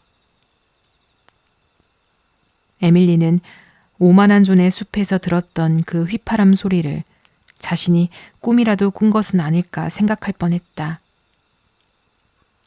그러나 그녀는 그와 일저와 함께 프리스트 폰드까지 드라이브를 갔다. 자동차가 아직도 그곳에서는 큰 구경거리였으므로 세 사람은 제법 화제를 모았다. 그리고 그날도 남은 며칠 동안도 유쾌하고 즐거운 시간을 보냈다. 일저는 본래 3주를 머무를 생각이었지만 닷새밖에 있을 수 없었다. 자기 시간을 마음대로 쓸 수 있어 보이던 테디도 더 머물지 않겠다고 했다. 두 사람은 에밀리에게 작별 인사를 하러 다시 찾아왔고 모두 함께 달빛 아래 마지막 드라이브를 나갔다. 많이 웃었다. 일저는 에밀리를 꼭 끌어안으며 예전과 똑같다고 말했다. 테디도 고개를 끄덕였다. 페리만 있었더라면 더 좋았을 텐데. 그가 덧붙였다. 페리를 못 본 게 아쉽군. 꽤 잘 나가고 있다던데. 페리는 회사 일로 해안 지방에 가 있었다. 에밀리는 일부러 조금 자랑하듯 그의 성공을 이야기했다. 테디 켄트만이 세상에 도착해 있는 것은 아니라는 걸 알리고 싶었다. 예전보다 예의는 좀 나아졌어? 일저가 물었다. 우리 소박한 프린스 에드워드 섬 사람들에겐 충분히 훌륭해. 에밀리는 다소 날카롭게 대꾸했다. 그래, 공개적으로 일을 쑤시는 모습은 본 적이 없다는 건 인정하지. 일저가 웃으며 말했다. 그리고 옆눈으로 슬쩍 테디를 보며 덧붙였다. 에밀리는 그 눈짓을 놓치지 않았다. 사실 한때는 나 페리 밀러를 꽤 사랑한다고 생각했던 적도 있어. 운 좋은 페리군. 테디가 조용히 그러나 묘하게 이해한다는 듯 미소 지으며 말했다. 일저는 에밀리에게 입을 맞추지 않았고 대신 몹시 다정하게 악수했다. 테디도 마찬가지였다. 에밀리는 이번만큼은 진심으로 별들에게 감사했다. 그가 휘파람을 불었을 때 정말 불었는지조차 알 수 없지만 나가지 않았던 것이 얼마나 다행인지. 그들은 명랑하게 웃으며 길을 따라 떠났다. 그러나 잠시 뒤 에밀리가 유문으로 향해 걸어가는데 뒤에서 빠른 발소리가 들리더니 부드러운 실크 같은 팔이 그녀를 감쌌다. 에밀리? 사랑하는 에밀리, 안녕. 난 여전히 너를 사랑해. 하지만 모든 게 끔찍하게 변해버렸어. 우린 다시는 마법의 섬을 찾지 못할 거야. 차라리 돌아오지 말 걸 그랬어. 그래도 네가 나를 사랑한다고 말해줘. 앞으로도 계속. 네가 그렇지 않다면 견딜 수 없을 것 같아. 물론이지. 언제까지나 사랑해, 일저. 두 사람은 밤의 희미하고 차갑고도 달콤한 향기 속에서 오래도록 거의 슬프게 포옹했다. 일저는 길 아래로 내려가 가볍게 윙윙 소리를 내며 빛을 반짝이고 있는 테디, 아니 그의 자동차가 기다리는 곳으로 향했다. 에밀리는 유문으로 들어갔다. 두 이모와 지미 삼촌이 그녀를 기다리고 있었다. 일저와 테디 결국 결혼하지 않을까? 로라 이모가 말했다. 일저도 이제는 자리를 잡을 때가 되었지. 엘리자베스 이모가 덧붙였다. 가엾은 일저. 지미 삼촌이 까닭모를 어조로 말했다. 11월의 어느 늦고도 아름다운 가을날, 에밀리는 블레어워터 우체국에서 일저의 편지 한 통과 작은 소포 하나를 들고 집으로 걸어왔다. 그녀는 들뜬 전율에 사로잡혀 있었다. 그것은 행복으로 오해하기 쉬운 거의 취기와도 같은 흥분이었다. 그날은 유난히도 이유 없이 황홀한 날이었다. 누렇게 마른 언덕 위로 무르익은 햇살이 쏟아지고 먼 숲에는 포도빛을 닮은 엷은 안개가 감돌았으며 부드러운 푸른 하늘에는 벗어던진 베일 같은 잿빛 구름 조각이 가볍게 떠 있었다. 에밀리는 아침에 눈을 뜰 때 옛날에 다정하고 친근했던 테디가 나오는 꿈에서 막 깨어났고 온종일 그의 가까움을 느끼는 이상한 기분에 사로잡혀 있었다. 붉은 길을 따라 가문비 나무가 둘러선 구비를 돌 때면 그의 발걸음이 곁에서 들리는 듯 했고 양치 식물이 두껍게 황금빛으로 깔린 햇볕 드는 골짜기로 내려설 때면 불쑥 그를 마주칠 것만 같았다. 두 사람 사이에 아무런 그림자도 없이 떠나 있었던 세월과 소원함이 흔적도 없이 사라진 채 예전처럼 미소 짓고 서 있을 것만 같았다. 사실 그를 오래도록 깊이 생각한 적은 없었다. 여름과 가을은 바빴고 그녀는 새 이야기 지필에 몰두해 있었다. 일저의 편지도 드물고 단편적이었다. 그런데 왜 이렇게 느닷없고도 근거 없는 그의 가까움이 느껴지는 것일까? 일저의 두툼한 편지를 받아들었을 때 그 안에 분명 테디의 소식이 들어있으리라고 거의 확신했다. 그러나 그녀를 흥분하게 한 것은 작은 소포였다. 웨어햄 출판사의 문장이 찍혀 있었다. 그 안에 무엇이 들어있는지 에밀리는 알고 있었다. 그녀의 책, 장미의 교훈. 그녀는 지름길인 들판길로 서둘러 걸음을 옮겼다.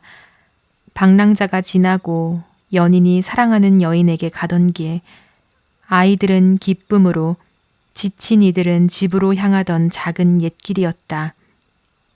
그 길은 블레어 워터견 목초지와 결국 어제의 길로 이어졌다. 잿빛 가지들이 드리운 어제의 길의 고요 속에 들어서자 에밀리는 갈색 고사리 무성한 움푹한 자리 하나에 앉아 소포를 열었다. 그곳에 그녀의 책이 놓여 있었다. 출판사에서 막 나온 아직 따끈한 그녀의 책. 자랑스럽고 경이롭고 전율이 있는 순간이었다.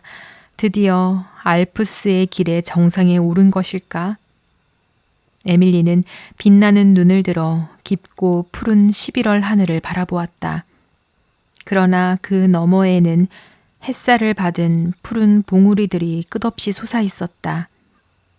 언제나 또 다른 열망의 높이들이 남아 있었다.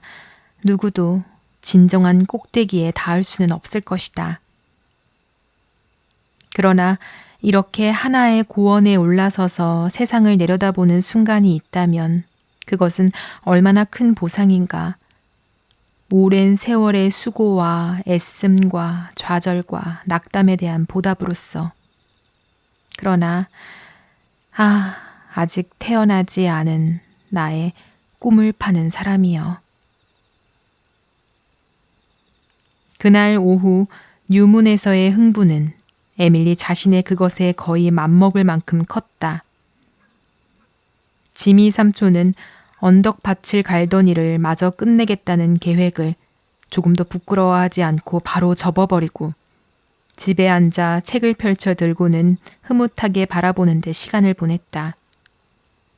로라 이모는 물론 눈물을 흘렸고 엘리자베스 이모는 무심한 얼굴로 그저 놀랍다는 듯 진짜 책처럼 제본이 되었구나 하고 한마디 했다.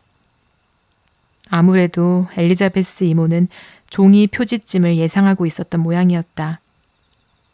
그러나 그날 오후 이모는 퀼트 조각을 맞추다 다소 엉뚱한 실수를 몇 번이나 저질렀고 지미 삼촌이 왜 밭을 갈러 나가지 않았는지는 단 한 번도 묻지 않았다.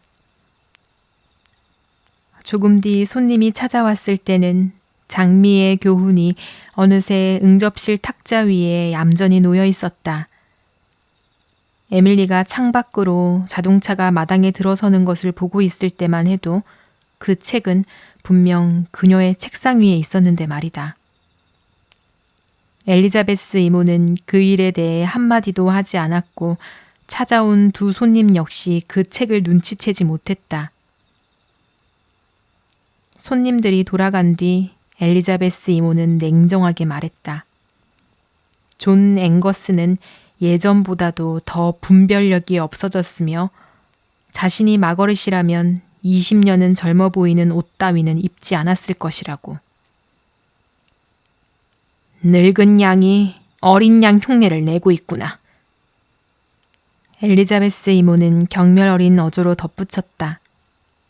만일 그 손님들이 장미의 교훈에 대해 마땅히 해야 할 말을 해주었다면 엘리자베스 이모는 아마 존 앵거스가 원래 유쾌하고 인정 많은 사람이었다고, 그리고 마거릿이 나이보다 젊어 보이는 것이 참으로 대단하다고 말했을지도 모른다. 그토록 들뜬 가운데에서도 에밀리는 일저의 편지를 아주 잊어버린 것은 아니었다. 다만 마음이 조금 가라앉은 뒤에 읽고 싶었을 뿐이다. 해질 무렵 그녀는 자기 방으로 올라가 쓰러져가는 빗속에 앉았다. 해가 질 무렵 바람이 바뀌어 저녁 공기는 차갑고 날카로워져 있었다. 지미 삼촌의 말로는 눈발이 살짝 스치는 정도의 눈이 갑자기 내려 시들고 볼품 없어진 정원과 온 세상을 희게 덮어놓았다. 그러나 먹구름은 이미 지나갔고 흰 언덕과 어두운 전나무 위로 하늘은 맑고 노랗게 개어 있었다. 봉투를 여는 순간 일저가 늘 쓰던 독특한 향기가 희미하게 흘러나왔다. 에밀리는 그 향을 어딘가 모르게 늘 좋아하지 않았다. 향수에 관한 취향은 다른 많은 것들처럼 일저와 달랐다. 일저는 이국적이고 동양적이며 도발적인 향을 좋아했다. 훗날까지도 에밀리는 그 향을 맡기만 하면 문득 싸늘해지고 메스꺼워질 것이다. 정확히 1000번은 너에게 편지를 쓰려고 했어. 일저는 이렇게 적고 있었다. 하지만 사람이 세상의 바퀴 위에서 빠르게 빙빙 돌고 있으면 정말로 하고 싶은 일을 할 틈은 좀처럼 생기지 않더라. 지난 몇 달 동안 난 너무 바빴어. 꼭 개에게 쫓겨 한 걸음 앞에서 겨우 달아나는 고양이 같았지. 숨 한 번 고르려고 멈추면 곧 붙잡힐 것 같았어. 그래도 오늘 밤은 무언가 말하고 싶어 몸이 근질거려. 너에게 할 말이 있어. 게다가 네 사랑스러운 편지가 오늘 도착했거든. 그러니 오늘 밤은 쓰겠어. 그 개가 날 잡아먹는다 해도 상관없어. 네가 건강하고 기분 좋게 지낸다니 기뻐. 때로는 네가 몹시도 부러워, 에밀리. 유문의 고요와 평화와 여유, 일에 깊이 몰두해 만족하는 모습, 한 가지 목적에 온전히 쏟는 마음. 눈이 하나로 향하면 온몸이 빛으로 가득하리라. 그게 성경이었는지 셰익스피어였는지는 전혀 모르겠지만 어디에 있든 진실이야. 네가 예전에 내 여행의 기회를 부러워한다고 말했던 걸 기억해. 에밀리, 이곳저곳을 허겁지겁 옮겨다니는 건 여행이 아니야. 네 어리석은 일저처럼 나비 같은 계획과 욕망을 20개쯤 쫓아다닌다면 넌 지금처럼 행복하지 못했을 거야. 넌 언제나 나에게 우리 예전 그 친밀했던 시절에도 늘 어떤 구절을 떠올리게 했어. 그녀의 영혼은 별과 같아 홀로 머물었다. 그래, 사람이 정말로 원하는 것을 얻지 못하면 그 대신이 될 만한 것을 쫓게 마련이야. 네가 내가 페리 밀러를 그토록 마음에 두는 걸 보며 늘 한심하다고 생각했다는 걸 알아. 넌 끝내 이해하지 못했지. 이해할 수 없었을 거야. 넌 어떤 남자에게도 진지하게 마음을 준 적이 없었으니까. 그렇지, 에밀리? 그래서 나를 바보라고 여겼겠지. 아마 그랬을지도 몰라. 하지만 이제는 현명해지려고 해. 나는 테디 켄트와 결혼할 거야. 자, 말해버렸어.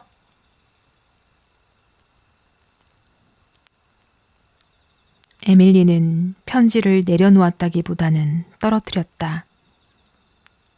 고통도 놀라움도 느껴지지 않았다. 심장을 향해 총알이 날아들 때 사람은 아무것도 느끼지 못한다고들 한다. 그녀에게는 이것이 언제고 올 일임을 늘 알고 있었던 것처럼 느껴졌다. 적어도 치둘러 부인의 디너 무도회가 있던 그날 밤 이후로는. 그런데도 막상 그것이 현실이 되자 자비로운 죽음만이 빠진 채 죽음의 모든 것을 겪고 있는 듯 했다. 어스름 속 거울에 비친 자기 얼굴을 바라보았다. 거울 속에 에밀리가 저런 얼굴을 한 적이 있었던가? 그런데도 방은 그대로였다. 그대로라는 사실이 차라리 모욕처럼 느껴졌다. 몇 순간이 흘렀는지, 아니 몇 해가 지났는지 에밀리는 다시 편지를 들어 읽어 내려갔다. 물론 난 테디를 사랑하는 건 아니야. 하지만 그는 나에게 하나의 습관이 되어버렸어. 테디 없이는 못 살겠어. 그런데 테디를 포기하든지 결혼하든지 둘 중 하나는 해야 해. 테디는 더는 내 망설임을 참지 않겠대. 게다가 테디는 아주 유명해질 거야. 유명한 남자의 아내가 되는 건 꽤 즐거울 것 같아. 돈도 잘 벌 테고. 그렇다고 내가 완전히 속물이라는 건 아니야, 에밀리. 지난주에 백만장자를 거절했거든. 괜찮은 사람이었지만 선량한 족제비 같은 얼굴이었어. 그런 게 있다면 말이지. 내가 청혼을 거절하자 울어버렸어. 어우, 끔찍했지. 그래, 주로 야망 때문이야. 그리고 지난 몇 해 동안에 내 삶에 대한 묘한 피로와 조바심도 한몫해. 모든 것이 쥐어짜 말라버린 것 같았거든. 그래도 난 테디를 정말 좋아해. 늘 그랬어. 테디는 다정하고 함께 있으면 편해. 우리 농담 취향도 비슷해. 테디는 나를 지루하게 하지 않아. 난 나를 지루하게 만드는 사람은 질색이야. 물론 테디는 남자로서는 지나치게 잘생겼지. 늘 사냥꾼들의 표적이 될 거야. 하지만 내가 테디를 아주 깊이 사랑하는 건 아니니 질투에 시달릴 일도 없겠지. 인생의 아침 행진에서 가슴이 젊던 시절에는 페리 밀러가 흘끈 눈길을 던진 누구든, 너만 빼고 끓는 기름에라도 튀겨버리고 싶었어. 난 몇 년 전부터, 그리고 몇 주 전부터는 분명히 언젠가 이런 날이 오리라는 걸 알고 있었어. 그래도 난 테디를 미루어왔지. 우리를 진짜로 묶어버릴 그 말을 하게 두지 않았어. 내가 그 말을 듣도록 허락할 용기를 끝내 냈을지는 모르겠지만 운명이 끼어들었지. 2주 전 어느 저녁 드라이브를 나갔는데 철 모르는 계절에 사나운 천둥 폭풍이 몰아쳤어. 그 벌거벗은 외땅 언덕길에는 멈출 곳도 없었고 비는 퍼붓고 천둥은 쳤으며 번개는 번쩍였어. 견딜 수 없는 상황이었지. 우린 견디지 않았어. 그저 그 속을 뚫고 달리며 욕을 했어. 그러다 갑자기 맑게 개었고 내 신경이 완전히 풀려버렸어. 상상해봐. 나에게 신경이라는 게 생겼다니. 난 겁먹은 바보 아이처럼 울기 시작했어. 그러자 테디가 나를 안으며 자신과 결혼해달라고, 자신이 나를 돌보게 해달라고 말했어. 아마 나는 승낙했겠지? 그가 우리가 약혼했다고 굳게 믿고 있으니까. 그는 파란 차우차우 강아지 한 마리와 사파이어 반지를 주었어. 유럽 어딘가에서 구했다는 사파이어인데 한때 그 보석 때문에 살인이 일어났다는 역사 있는 물건이래. 누군가에게 제대로 보살핌을 받는다는 건 꽤 괜찮을지도 몰라. 난 한 번도 그런 적이 없었으니까. 아빠가 네가 엄마에 대한 진실을 밝혀내기 전까지는 날 대수롭지 않게 여겼지. 정말 넌 대단해. 그 뒤로는 나를 지나치게 사랑하고 응석바지로 만들었지만 실질적으로는 나를 돌보지 않았어. 우린 내년 6월에 결혼할 거야. 아빠도 기뻐하시겠지. 테디는 늘 아빠의 총아였으니까. 게다가 아빠는 내가 영영 남편 하나 못 낚을까봐 조금은 겁을 내고 있었던 것 같아. 스스로 급진주의자라고 자부하지만 속으로는 빅토리아 시대 사람들보다 더 빅토리아적인 분이야. 그리고 물론 네가 내 들러리가 되어야 해. 에밀리, 오늘 밤 네가 곁에 있었으면 좋겠어. 예전처럼 실컷 수다를 떨고 환희의 산을 함께 걷고 고사리와 서리가 깃든 숲 가장자리를 거닐고 붉은 양귀비가 피던 바닷가의 그 오래된 정원에서 서성이고 싶어. 우리의 익숙한 모든 장소들, 가끔은, 정말로 가끔은 남루하고 맨발의 야성 같던 옛 일접 언니가 다시 되고 싶다는 생각이 들어. 삶은 여전히 괜찮아. 그렇지 않다고는 하지 않을게. 꽤 괜찮아. 부분적으로는. 그 유명한 달걀처럼. 하지만 처음에 그 아무 생각 없는 황홀은 집박이는 되찾을지 몰라도 우리는 아니야. 에밀리, 내 오래된 친구. 네가 시계를 거꾸로 돌릴 수 있다면 그렇게 하겠니? 에밀리는 그 편지를 3번이나 다시 읽었다. 그리고 한참 동안 창가에 앉아 있었다. 별이 가득 박힌 하늘 아래 창백하고 희미하게 누워있는 세상을 멍하니 바라보았다. 그 하늘은 차라리 잔혹한 조롱처럼 느껴졌다. 처마를 스치는 바람에는 유령 같은 목소리들이 섞여 있었다. 일저의 편지 속 몇 마디 말이 의식 속에서 꿈틀거리다 사라졌다. 치명적인 독침을 품은 작은 뱀처럼. 한 가지 목적에 온전히 쏟는 마음. 너는 누구도 사랑한 적이 없었지. 물론 네가 내 들러리가 되어야 해.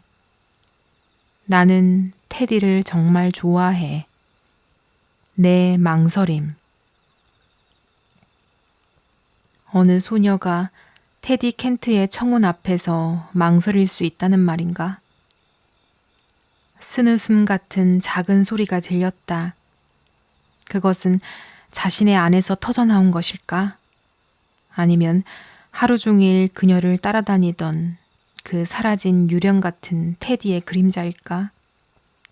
아니면 오래도록 가슴 깊이 묻어두었던 끈질긴 희망이 마침내 죽기 직전에 비웃듯 터뜨린 웃음이었을까? 바로 그 순간 아마도 일저와 테디는 함께 있을 것이다. 그 여름밤 그가 불렀을 때 내가 갔더라면 무언가 달라졌을까? 그 질문이 미친 듯이 되풀이되었다. 일저를 미워할 수 있다면 좋을 텐데, 그럼 좀 더 쉬울 텐데. 그녀는 지치도록 생각했다.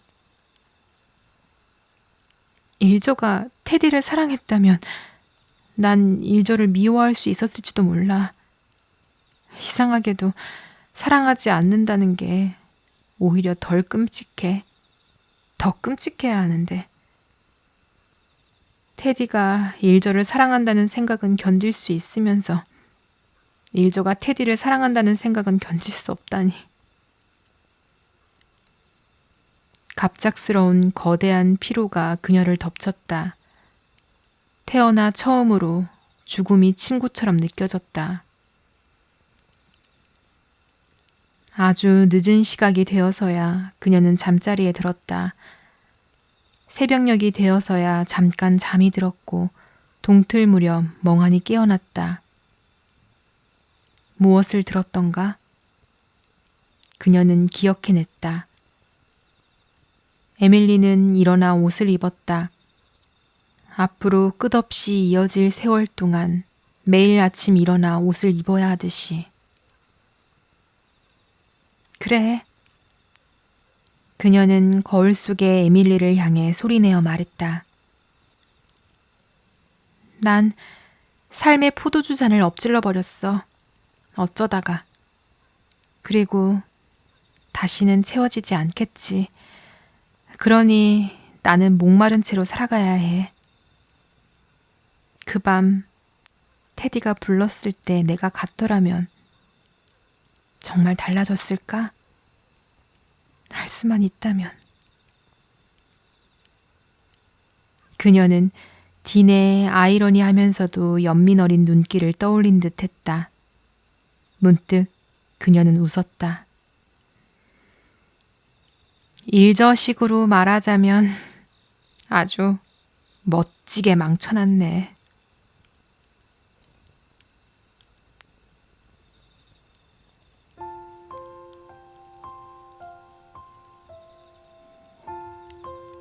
지금까지 에밀리의 여정 21장까지 함께 들어보셨습니다. 오늘 에밀리는 작가로서도 또 한 사람의 삶으로서도 아주 마치 긴 겨울 같은 시간을 지나고 있었죠. 아무 일도 일어나지 않는 것 같은 시간. 열심히 살고는 있지만 딱히 이루어낸 것도 보상을 받은 것도 없는 것처럼 느껴지는 그 조용하고 적막한 순간들 말입니다. 아마 우리에게도 그런 시간이 한 번쯤은 있었을 것 같습니다. 앞으로 무엇이 기다리고 있는지, 지금의 이 시간이 언제쯤 끝이 나는지 알 수 없는 시간. 만약 그 끝이 언제인지 정확히 알 수만 있다면 그래도 길든 짧든 조금은 마음 편히 기다릴 수 있을 텐데요. 하지만 우리는 늘 언제가 될지 알 수도 없고 정말 끝이 오기는 하는 건지조차 확신할 수 없어서 그 시간이 더 길고 더 불안하게 느껴지는 것 같습니다. 그래도 참 다행인 건 그렇게 긴 겨울 같은 시간에도 결국 봄이 찾아온다는 겁니다. 에밀리에게도 그런 봄이 찾아옵니다. 처음으로 쓴 그 꿈을 파는 사람 장편 소설은 아니지만 에밀리가 쓴 책 장미의 교훈이 마침내 미국의 큰 출판사를 통해 책으로 출판되게 되죠. 그동안의 시간들이 헛되지 않았다는 걸 비로소 확인할 수 있습니다. 그런데 그 기쁨을 미처 다 누리기도 전에 또 하나의 소식이 들려옵니다. 바로 일저와 테디의 결혼 소식인데요. 내가 좋아하는 사람과 내가 가장 좋아하는 친구, 절친의 결혼이라니 이보다 더 축하해야 할 일이면서도 축하할 수 없는 복잡한 순간이 있을까요? 아마 에밀리의 마음도 기쁨과 당황을 설명할 수 없는 감정들이 한꺼번에 스쳐 지나갔을 것 같은데요. 과연 이 소식은 또 에밀리의 마음에 어떤 변화를 가져오게 될까요? 오늘 이야기가 좋으셨다면 구독과 좋아요로 함께 해주세요. 오늘도 함께 해주셔서 고맙습니다.